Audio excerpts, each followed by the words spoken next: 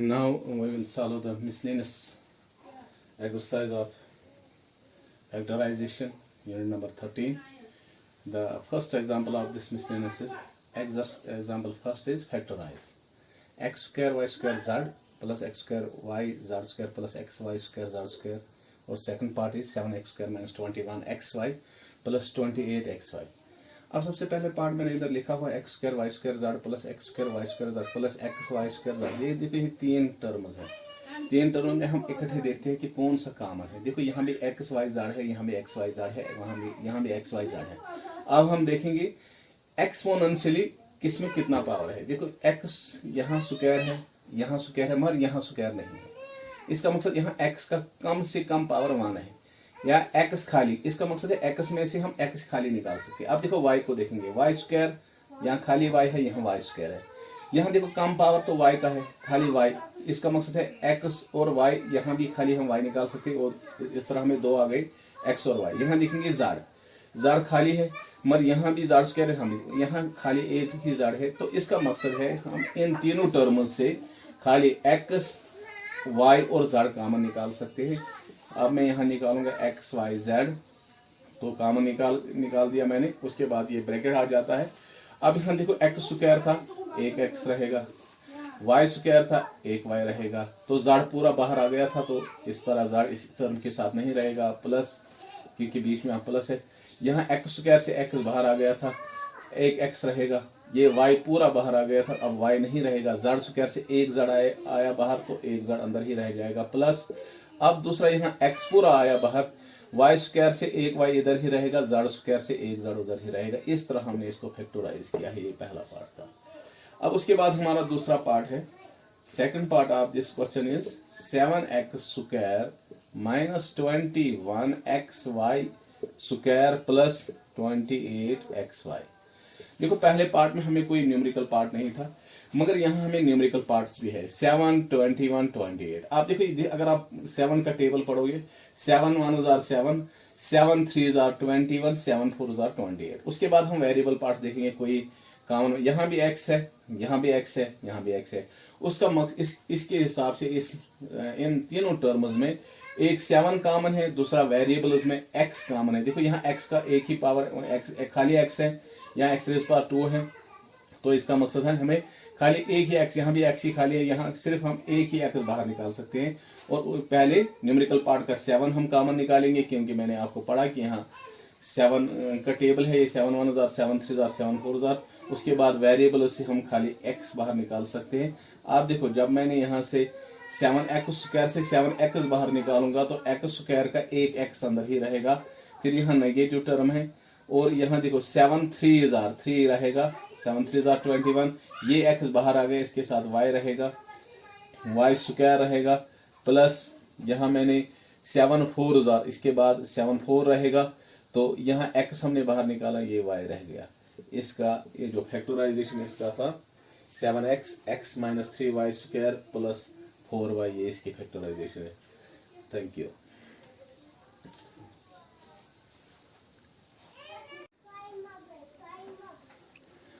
Now we will solve the example 2. Example 2 is factorize.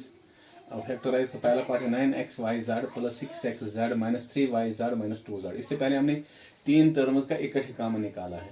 अब यहाँ देखेंगे तीन टर्म्स का इकट्ठे का, अगर यहाँ देखो न्यूमेरिकल पार्ट्स का 3, इसमें भी 3 है, इसमें भी, मगर यहाँ 2 है, तो एक टर्म ऐसी रह जाती है जिसका न्यूमेरिकल पार्ट नहीं। अब वेरिएबल पार्ट से देखेंगे, यहाँ y है, यहाँ x है, यहाँ भी x है, यहाँ x नहीं है, यहाँ भी x नहीं है। इसका मकसद है हम चारों टर्म्स को इकट्ठे कॉमन नहीं निकाल सकते। इसके हिसाब से जब हम चारों टर्म्स को इकट्ठे कॉमन नहीं निकालते, उसके बाद हम ग्रुपिंग करते हैं। पहले दो टर्म्स का ग्रुप बनाएंगे, और फिर दूसरे दो टर्म्स का ग्रुप बनाएंगे। अब देखो इन 9 और 6 में अगर हम 3 का टेबल पढ़ेंगे, 3 3 are 3 2 are 6। इसका मकसद 3 इनमें कॉमन है। उसके बाद वेरिएबल पार्ट, यहाँ भी x है, यहाँ z है, यहाँ भी x है, यहाँ z है। इसका मकसद है सबसे पहले हम 3xz कॉमन निकालेंगे। जब हम 9xyz को 3xz बाहर निकाले, 3 इसका 9 का बाहर आ गया, इसका 3 रह गया, 3 3 are 9। अब ये फिर 9 बन गया। अब इसके साथ रहा क्या, xz तो हमने बाहर निकाला, y रह गया इसके साथ, बीच में प्लस है। इसका भी हमने 3 बाहर निकाला, वहां से 2 आएगा, 3 2 are 6, और xz हमने पूरा बाहर निकाला हुआ है। देखो अब इन दो टर्म से, इन दोनों में सबसे पहले माइनस कॉमन है, माइनस बाहर निकालेंगे, साइन कॉमन है, दोनों की साइन नेगेटिव है। अब देखो 3, इन दोनों को ये न्यूमेरिकल पार्ट नहीं मिलता है। अब वेरिएबल पार्ट में देखेंगे, यहाँ भी y है, यहाँ y नहीं है, इसके बाद यहाँ z है, उधर z है, दोनों में एक खाली z कॉमन है। जब नेगेटिव हमने बाहर निकाला, जो भी टर्म अब नेगेटिव हो थी वो अब पॉजिटिव रहेगी। उधर देखो यहाँ बढ़ गया था 3y, मगर ये पॉजिटिव बनेगा। अब ये नेगेटिव था, ये भी पॉजिटिव बनेगा, क्योंकि इसका भी हमने z बाहर निकाला हुआ है, वो +2 रहेगा। अब इन दो टर्म्स में, इस और इस में, इन दो में 3y + 2 कॉमन है, ये हम पहले लिखेंगे 3y + 2, क्योंकि ये कॉमन था। और उसके बाद ब्रैकेट स्टार्ट होता है। यहाँ देखेंगे यहाँ क्या बचता है, फिर इस 3y + 2 तो यहाँ हमने रखा है, उधर यहाँ बचता है 3xz, तो यहाँ क्या बचता है -z। तो ब्रैकेट क्लोज, इस तरह ये इसका फैक्टराइजेशन है। अब उसके बाद हमारा इसका दूसरा पार्ट है, second part of this question is, वो मैं यहाँ लिखूंगा second part, 2xyz + 3z + 6xy + 9। फिर से यहाँ भी देखो चारों, यहाँ न्यूमेरिकल पार्ट 2, 3, 6, 9, इनका तो कॉमन है इन तीन टर्म, मगर इसके साथ नहीं मिलता है न्यूमेरिकल पार्ट। अब वेरिएबल पार्ट्स में देखिए, यहाँ x यहाँ नहीं है, यहाँ x यहाँ नहीं है। अब देखो x भी कॉमन है, y यहाँ y नहीं है, यहाँ y है पर यहाँ नहीं है। अब देखो यहाँ z है, यहाँ भी z है, यहाँ z नहीं है, वहाँ z नहीं है। अब देखो इनमें से अगर हम देखेंगे, उसमें भी हर जगह चारों टर्म में कोई कॉमन नहीं मिलता, हर जगह में कॉमन नहीं मिलता है, तो उसके हिसाब से हम इनको भी ग्रुपिंग करेंगे। मगर सबसे पहले मैं इसको पहले आर्डर थोड़ा दूंगा, आर्डर में इस तरह दूंगा, मैं पहले 2xyz लिखूंगा, उसके बाद ज्यादा यहाँ इसकी डिग्री जो है +6xy, फिर मैं +3z लिखूंगा +9। अब इन दो का ग्रुप बनाऊंगा, आर्डर थोड़ा मैंने दिया इसको, उस तरीके भी से आप निकाल सकते हैं। अब देखो 2 और 6 में, इन दो टर्म्स में 2 कॉमन है, सबसे पहले 2 हम निकालेंगे, 2 1 जार 2, 2 3 जार 6, इसके हिसाब से 2 कॉमन है। अब यहाँ भी x है, y है, x y दोनों में है, x y कॉमन आ जाएगा, तो यहाँ बढ़ गया हमारा खाली जार +3, इनका +3 बच गया। देखो इन दो में खाली +3 कॉमन है, 3 × जार, ये बन जाएगा 9 है, 3 × 3, जब हम 3 कॉमन निकालेंगे तो यहाँ बचता है ज़ाड +3। अब दोनों में क्या कॉमन है, ज़ाड +3, पहले हम यही कॉमन निकालेंगे, ज़ाड +3 कॉमन निकालेंगे। हाँ, उसके बाद यहाँ क्या बचता है, ब्रैकेट स्टार्ट करना है, 2xy + 3 यहाँ बचता है, उसके बाद ब्रैकेट क्लोज। इस तरह इसकी फैक्टराइजेशन भी यही है। Thank you.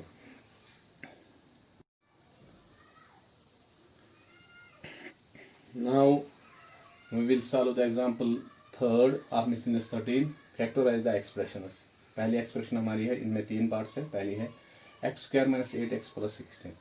अगर आप पूरा देखेंगे, ये आइडेंटिटी a - b का whole square equal a² - 2ab + b², ये यही आइडेंटिटी है। मैं इसको पहले आइडेंटिटी बनाऊंगा, x a के बदले हमारा इधर x है, मैं इसको लिखूंगा x का होल स्क्वायर माइनस, हाँ यहाँ 16 है, 16 किसका स्क्वायर है, दैट इज 4 का स्क्वायर है। फिर -2 बीच मिडल टर्म है, वो है 2ab, a के बदले हमारा क्या है, a के बदले अब हमारा क्या आ गया x, इंटू b के बदले हमारा अब क्या आ गया 4, बीच में प्लस रहेगा। अब देखो ये आइडेंटिटी बन गई, आपको a के बदले हमारा x है और b के बदले हमारा 4 है। तो इस तरह ये हमें ये बनाना है, इसको ये वाला हिस्सा हमारा आ गया, ये बनाना a - b। मैं लिखूंगा ब्रैकेट, a के बदले हमारा क्या है इधर x, मैं x लिखूंगा, और मिडल टर्म की जो मिडल टर्म है 2ab, इसकी साइन लेते हैं माइनस, और ये क्या है b के बदले हमारा अब क्या बन गया 4 का होल स्क्वायर। या इस तरह हम इसको लिख सकते हैं कि ये x - 4 2 बार है, क्योंकि इसका स्क्वायर ऊपर आ गया, अब x - 4, इस तरह ये फैक्टराइज हो गया। अब उसके बाद दूसरा पार्ट इसी क्वेश्चन का इधर है, मैं यहाँ दूसरा पार्ट का सोल्यूशन लिखूंगा, दैट इज 4x² - 12xy -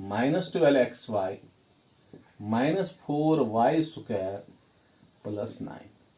पूरा ध्यान अगर आप देखेंगे, पहले में भी पहली जो टर्म है इसमें x है, दूसरी टर्म में भी x है, मगर तीसरी में y आता है, क्योंकि इन दो में y नहीं है, क्योंकि अब ये y तो साइड हो जाएगा, इससे हिसाब इसी से हमें पता चलता है कि ये थोड़ा साइड हो जाएगा, ये 9 आगे आ जाएगा क्योंकि 9 इसी का हिस्सा है। फिर आपको मैं दिखाऊंगा कैसे 4x² माइनस 12x प्लस 9, फिर मैं ये -4y का स्क्वायर इधर लिखूंगा। अब देखो क्यों मैंने ये 9 सामने लाया है। अब देखो 4 is a square of 2, x square is a square of x, मैं इसको लिख सकता हूं ये है 2x का होल स्क्वायर, आइडेंटिटी इस्तेमाल हो जाएगी यही वाली फिर से, ए स्क्वायर के बदले अब हमारा ए के बदले हमारा अब 2x है, और 9 इज ए स्क्वायर ऑफ आपको मालूम है 9 इज ए स्क्वायर ऑफ 3 का स्क्वायर। अब हमारा a बन गया 2x और b बन गया 3, बीच में हमारी नेगेटिव साइन है, और 2ab अब ये हिस्सा बनाना है, 2 इंटू ए के बदले हमारा क्या है 2x, इंटू बी के बदले हमारा क्या है 3, आ गया ना बराबर। अब देखो ये आइडेंटिटी बन गई हमारी, और उसके बाद इसका -4y², मगर 4 is a square of 2, y² is a square of y, इस तरह मैं इसको लिख सकता हूं 2y का होल स्क्वायर। अब आप देखो फिर से देखेंगे, ये आपको अब a के बदले हमारा 2x है, मैं ब्रैकेट लिखूंगा 2x, मिडिल टर्म की साइन लूंगा, माइनस b के बदले हमारा 3 है, 3 का होल स्क्वायर -2y का स्क्वायर। अगर पूरा ध्यान देंगे ये भी आइडेंटिटी बन गई, आपने पढ़ा है, आपको याद होगा इससे पहले भी हमने पढ़ी है, a² minus b² is equal to a minus b into a plus b, ये भी यही फार्मूला है, मगर यहां हमें a के बदले हमारा एक बाइनोमियल बराबर है 2x माइनस 3, और b के बदले हमारा 2y है। जहां पर अब हम a लिखेंगे तो 2x माइनस 3 लिखना है, और जहां पर हम b लिखेंगे उसके बदले 2y लिखना है, और बीच में ये साइन जो है माइनस और प्लस की वो साथ में लिखनी है। मैं सबसे पहले इसको लॉन्ग ब्रैकेट आउट करूंगा क्योंकि a के बदले मेरा बाइनोमियल है, इसलिए मैं 2x माइनस 3, उसके बाद a के बदले मैंने ये हिस्सा लिखना है, a के बदले मैंने 2x माइनस 3 लिखा, फिर क्या है माइनस, b के बदले क्या है 2y, लॉन्ग ब्रैकेट क्लोज। इस तरह यहां भी अब देखो 2x फिर से यही लिखना है, a के बदले 2x माइनस 3 फिर प्लस 2y, यहाँ इसको लॉन्ग ब्रैकेट की जरूरत नहीं थी, अब शॉर्ट ही रखो। यहाँ देखो 2x प्लस 2y, इस तरह हम इसको इस तरीके से भी लिख सकते हैं क्योंकि अब वेरिएबल साथ साथ रखेंगे, ये हम 2x माइनस 2y, उसके बाद -3 रखेंगे, उसके बाद हम यहाँ भी 2x प्लस 2y फिर -3 रखेंगे, इस तरह ये भी फैक्टराइज हो गया।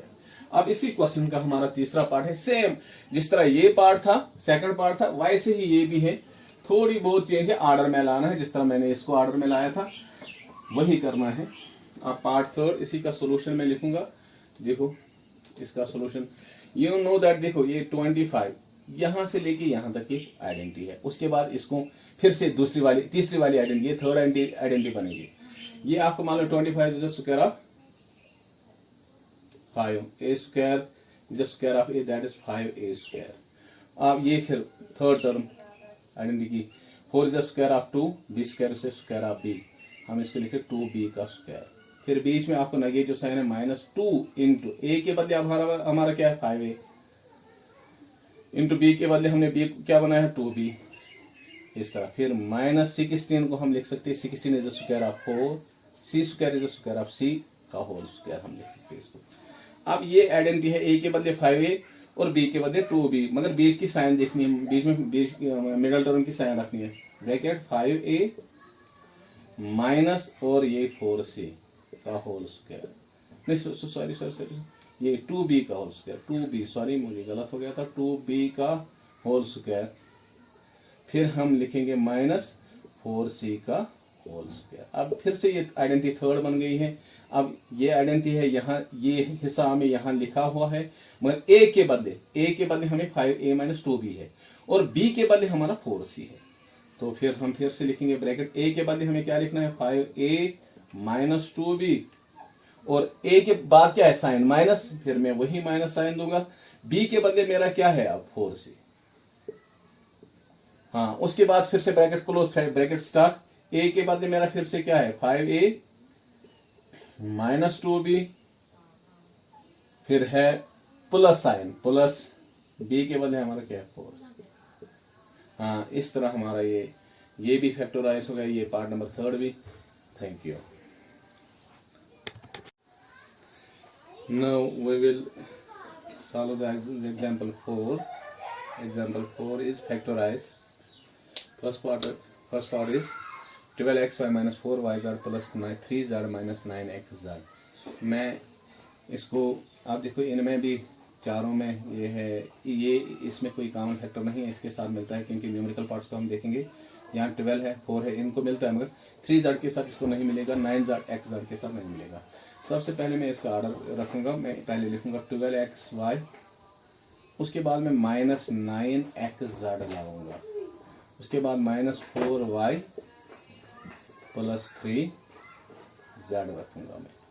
अब देखो दोनों में कॉमन 3 है, 4 3 4 12 3 3 9। एक न्यूमेरिकल पार्ट 3 कॉमन आएगा, यहाँ भी x है, x आ जाएगा, और यहाँ y नहीं है, y रहेगा ऐसे। अब अंदर क्या रहेगा, 4y, तो माइनस रहेगा इधर 3, इसका बाहर आ गया था 9 का, 3 वहाँ ही रहेगा, x भी बाहर आ गया था, z रहेगा। अब इस तरह यहाँ माइनस हम बाहर निकालेंगे, माइनस, क्योंकि दोनों में कोई फैक्टर मिलता नहीं है 1 के सिवा। मैंने कहा स्पेशल केसेस में जब इनका कोई कॉमन नहीं होगा तो -1 हम बाहर निकाल सकते हैं, क्योंकि पहली टर्म में माइनस है इसलिए माइनस ही मैंने निकाला। उसके बाद जो माइनस टर्म है वो पॉजिटिव बनेगी, और जो पॉजिटिव है वो माइनस। अब ये 4y नेगेटिव था, ये पॉजिटिव बनेगा, ये पॉजिटिव था, ये अब माइनस बनेगा 3z, ब्रैकेट क्लोज। अब दोनों में कॉमन क्या है, ब्रैकेट 4y माइनस 3z, और वहाँ यहाँ क्या रह गया 3x, यहाँ रह गया -1। इस तरह ये फैक्टराइज हो गया। अब इसी का दूसरा पार्ट हम करेंगे। दूसरा पार्ट है, second part of this question is a raised power 4। ये इससे पहले भी हमने किया है। 2a² क्वेश्चन था, a² b² plus b raise power 4, यहाँ तक हमने किया हुआ ये एक्सरसाइज में, plus minus c raise power 4। अब देखो ये आइडेंटिटी है, यहाँ से लेके यहाँ तक ये आइडेंटिटी है। कौन सी आइडेंटिटी है, ये दूसरी वाली, a माइनस बी का whole square, a² minus 2ab plus b²। इसको मैं अब वही बनाऊंगा, a रेज पावर 4। मैं इसको इस तरह भी लिख सकता हूँ, यह है a² का whole square, b raise power 4 इसको मैं लिख सकता हूँ, ये है b² का होल स्क्वायर। अब हमारा देखो इधर a के बदले हमारा आ गया a², b के बदले हमारा आ गया b²। बीच में माइनस आइडेंटिटी का ये माइनस, ये वाला माइनस, फिर आइडेंटिटी का 2 इंटू a के बदले हमारा क्या है a², वही यहाँ है, इंटू b के बदले हमारा क्या है b², वही यहाँ है। फिर माइनस c² को हम इस तरह लिख सकते हैं, c² का होल स्क्वायर। अब हम लिख सकते हैं ये है a² बीच की साइन, और प्लस यहाँ b का स्क्वायर का whole square, minus bracket c² का होल स्क्वायर। आप देखो दोनों में आप देखो अब फिर से ये आइडेंटिटी बने, मगर ये वाली आइडेंटिटी बने। a के बदले हमारी अब 2 टर्म्स है, a² माइनस b², और b के बदले हमारा c² है। अब हमें ये लिखना है a minus B into a plus B, ये लिखना है, नीचे यही लिखेंगे, मगर a के बदले मुझे क्या लिखना है, a के बदले मुझे लिखना है a² माइनस b², और फिर माइनस b के बदले में मुझे लिखना है c²। इसी तरह यहाँ फिर ब्रैकेट क्लोज हो जाए, फिर ब्रैकेट स्टार्ट, a के बदले फिर से a² माइनस b², फिर प्लस b के बदले हमें c² लिखना है। यही मैं लिखूंगा। पहले मैं अब ये ब्रैकेट स्टार्ट करूंगा, a के बदले मेरा क्या है बायनॉमियल है a² माइनस b², फिर है यहाँ ये माइनस, वो माइनस में यहाँ लिखूंगा, b के बदले मेरा क्या है c²। अब ब्रैकेट क्लोज, फिर से ब्रैकेट स्टार्ट हो जाएगा। हाँ a के बदले मेरा क्या है a² minus b², a² minus b², फिर प्लस ये वाला प्लस, b के बदले मेरा क्या है c², ब्रैकेट क्लोज। अब इस तरह मेरा ये बन गया a² minus b² minus c², a² minus b² plus c²। इस तरह ये फैक्टराइज हो गया है। अब उसके बाद इसका थर्ड पार्ट है, third part of this question is, वो भी हम दिखाएंगे आपको। Part third, 9xy² minus 16xz²। देखो दोनों में 9 is a square, 9 is a square, x खाली x is not a square, y² is a square, 16 is a square of 4, x is not a square, z is a square of z। और इसका मकसद है हमें यहाँ वो number है जो एक इन दोनों में एक ऐसा नंबर है, एक ऐसा वेरिएबल है जो स्क्वायर नहीं है मगर दोनों में कॉमन है, उसको हम बाहर निकालेंगे। बाहर निकाल दिया मैंने। फिर मैं लॉन्ग ब्रैकेट करूंगा, क्यों? क्योंकि 9 is the square of 3, y square is the square of y, ये अब बनेगा 3y का होल स्क्वायर। फिर बीच की minus sign, 16 is the square of 4, x तो हमने बाहर निकाला हुआ है, ये है इधर, z square is the square of z का होल स्क्वायर। अब देखो पूरा, अब नजर देखो, यही है identity third, a square minus B square. A के बदले मेरा 3y है, अब b के बदले 4z है, मगर x हम बाहर रखेंगे, x हाँ इंटू, पहले ये आप लिखना ब्रैकेट, a के बदले क्या लिखना है 3y, फिर माइनस 4z, ब्रैकेट क्लोज, फिर से 3y, a के बदले 3y प्लस 4z। इस तरह ये क्वेश्चन भी आपका सॉल्व हो, ये भी फैक्टराइज हो गया है।